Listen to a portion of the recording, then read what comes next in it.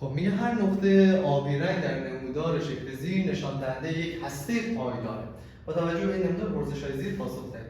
میگه نسبت تعداد نوترون به تعداد پروتون برای هسته‌های پایدار مختلف ثابت است یا متفاوت؟ توضیح دهید. طبق این نمودار متفاوته دیگه. نگاه کنید اینجا برای اینکه پایدارشون رو حفظ کنه تعداد نوترون و پروتونشون یکیه 20 ولی اینجا مثلا برای اینکه حفظ کنه تعداد نوترون و پروتونش یکی نیست. اینجا نوترون 100 داره، پروتون 70 تا داره. درسته؟ پس برای پایدار موندنشون نسبت نوترون و پروتون متفاوته. اتفاقا هر چی میری بالاتر یعنی عدد اتمی بیشتر میشه نسبت n به p باید n به z باید عدد بزرگتری بشه برای اینکه بتونه پایدار بمونه.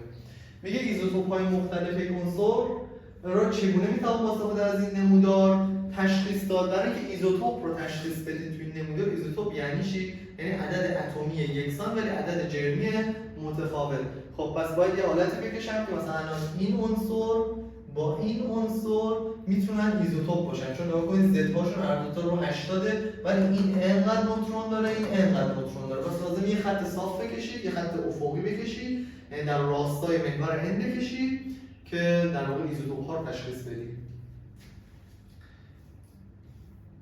اینجا چی میگه؟ میگه تعداد نوترون هایی رو که میتوان در یک توپ تنیس به شعاع فلان جای داد حساب کنید. در این صورت خب تعدادش رو میخواید حساب کنید، اول خب میاید توپ تنیس رو مثلا اندازه‌اش رو در نظر بگیریم، حجمش رو که چقدر جا داره، 4/3 پی آر به توان 3. آرش رو چقدر گفته؟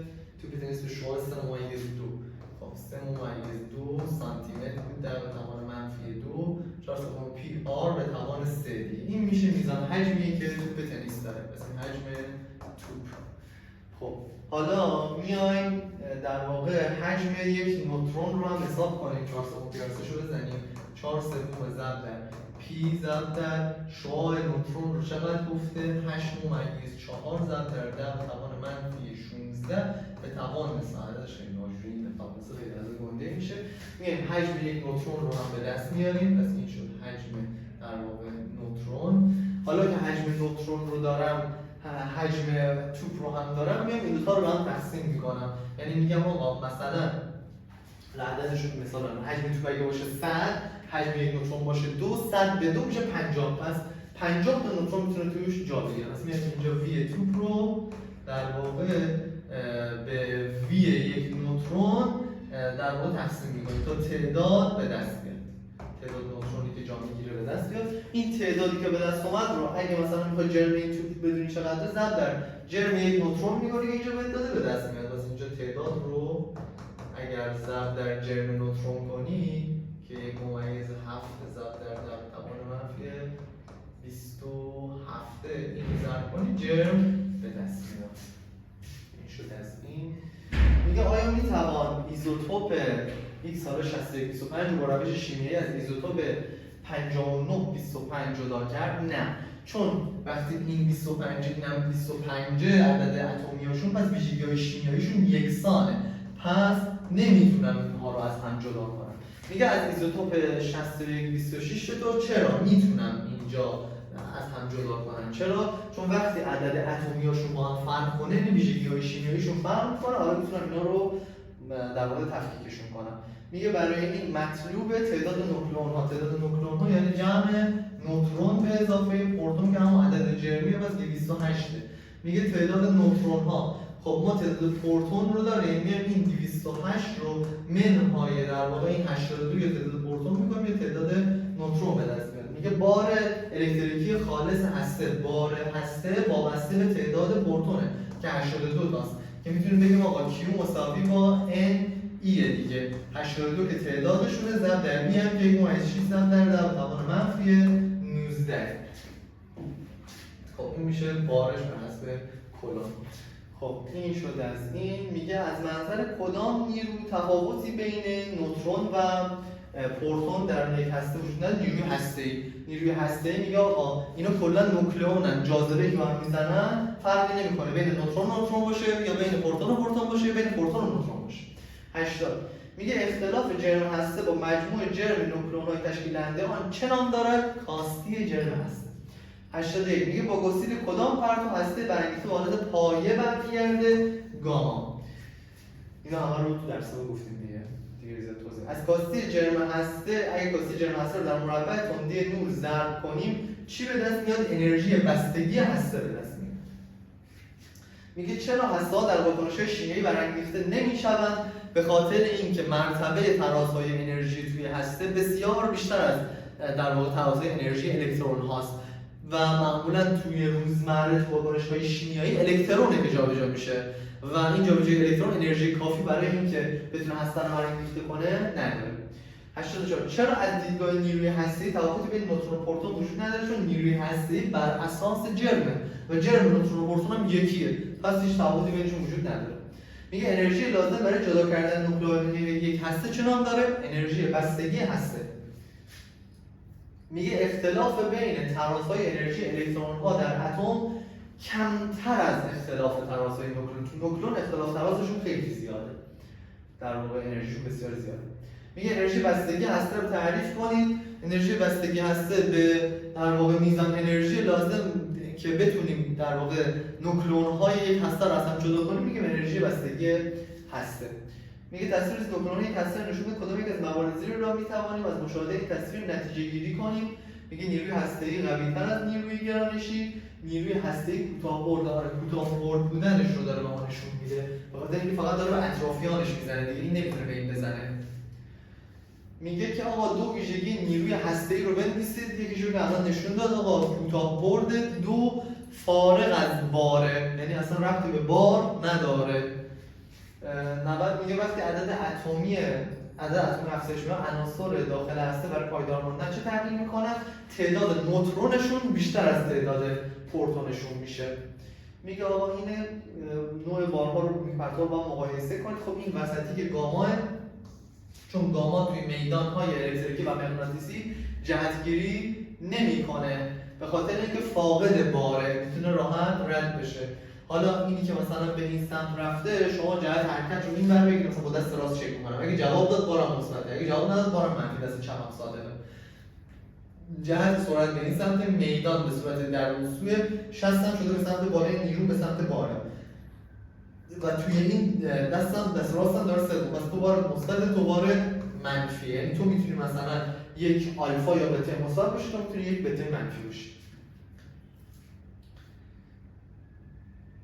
و البته بخوایم دقیق‌تر بررسیش کنیم نگاه میزان انحراف این بیشتر از انحراف اینه، درسته؟ خب پس این تو سبکتری، بیشتر تونستی پرت شی، بیشتر منحرف شی، پس تو احتمالاً بتای منفی هستی، تو احتمالاً آلفا هستی. حواستون به این موضوع باشه، چون این دو تا اگه در واقع بتای مثبت بتای منفی میگرفتیم با به یک میزان منحرف میشن، چون جرماشون یکی بود. خب این میگه مشخص کنه از سه دختر رازنه مورد بذارید مشخص کنه. میگه این واپاشی آلفا انجام دهد. خب وقتی این آلفا انجام بده می‌نویسیم آقا پی مثلا 242 94. این بخواد یک آلفا انجام بده هسته دختر رو A نشون بده دیگه. این چقدر باید از تعداد عدد جرمش کم بشه؟ 4 تا باید کم بشه، پس میشه 238 تا و 2 تا از این پایین کم باید بشه، میشه 92 تا به اضافه حالا مثلا میتونید بنویسید آلفا یا مثلا میتونید بنویسید هلیوم 42. اینجوری هم میتونید بنویسید، هر کدوم که نمیشه نوشت. خب سدیومی که واپاشی به ت منفی انجام بده، خب این سدیم در واقع 24 11 بیاد اینجا یک بتای منفی بزنه. یعنی اگه بتای منفی بزنه هسته دختری که ایجاد میکنه تو بتای منفی گفتیم آقا یه دونه به ضد اضافه کن، بقیه رو دیگه دست نزن. پس اینجا میشه آ در واقع 24 12 که در واقع تبدیل به منیزیم میشه. میتونستید منیزیم هم بنویسید. میگه نیتروژن این واپاشی بتای منفی انجام بده. خب نیتروژن 13 7 بتای منفی آقا یعنی یه دونه به تعداد پروتون ها اضافه کن. خب میشه در واقع A، این که همون 13 میمونه، این میشه 8. با بتای منفی یه دونه به این اضافه میکنی و 8 هم که بشه این تبدیل به اکسیژن شده. بعدی اکسیژنه یه بتای مثبت بده. خب اکسیژن 15 8 رو گفته، یه بتای مثبت یعنی یه دونه از عدد اتمی کم کن، پس میشه A 8 باید بشه 7 15 به عدد جمعی دست نمیزنه بتا ها. خب پس این تبدیل به نیتروژن شده. خب اینا رو گفتیم. میگه شکل ریزی واپاشی آلفا برای اورانیوم 238 را نشان میدن. در شکل ریزی به جای الف و ب عدد مناسب قرار دهید. خب اینجا رو ببینید، یک در واقع واپاشی آلفا انجام داده، یعنی باید دو تا نوترون از دست بده، دو تا پروتون. خب این پس 146 باید بشه 144. دو تا نوترونش از دست بده، دو تا پروتونش که از دست داد. خب اینم که دو تا، اینم که باید دو تا باشه دیگه، چیزای بدیهی بودن، راحت بود. اینجا چی میگه؟ میگه هر کدوم وصفان به میگه این واپاشی در آشکارسازهای دود کاربرد گسترده‌ای دارن. خب آلفا میگه در این واپاشی یک پروتون درون هسته به یک نوترون و یک پوزیترون تبدیل میشه. پوزیترون یعنی بتای مثبت، پس این میشه بتای مثبت. میگه میتواند از ورقه سوربی به ضخامت تقریبا 100 میلیمتر یا همون 10 سانتی متر عبور کنه که گفتیم گاما میتونه این کارو بکنه. اختلاف بین تراسه انرژی نوترون ها در هسته از این مرتبه هستن تو هسته از مرتبه کیلو الکترون ولت تا مگا الکترون ولت. در این واپاشی عدد اتمی هسته دختر یک واحد بیشتر و عدد اتمی هسته دختر یک واحد بیشتر از عدد اتمی هسته مادر که میشه در واقع بتای منفی. این شکل رو نشون داد که معادلات آشکارسازهای دوده بچه‌ها. خب که گفته بودیم آلفا توش تاثیر داره. میگیم معادله واپاشیش رو بنویس، مثلا میتونیم بگیم آقا x a z با دادن یک آلفا تبدیل میشه به مثلا حالا y، اینجا میشه a منهای 4 z منهای 2. این میشه معادلش. اینم میتونید به جای این بنویسید در واقع میلیون 4 2 این کار میتونید بکنید. خب میگه در پرتوزوی طبیعی پرتو جای خالی بیشترین نفوذ رو در برابر سرب داره، گاما بیشترین نفوذ رو داره. خب رسیدیم به نیمه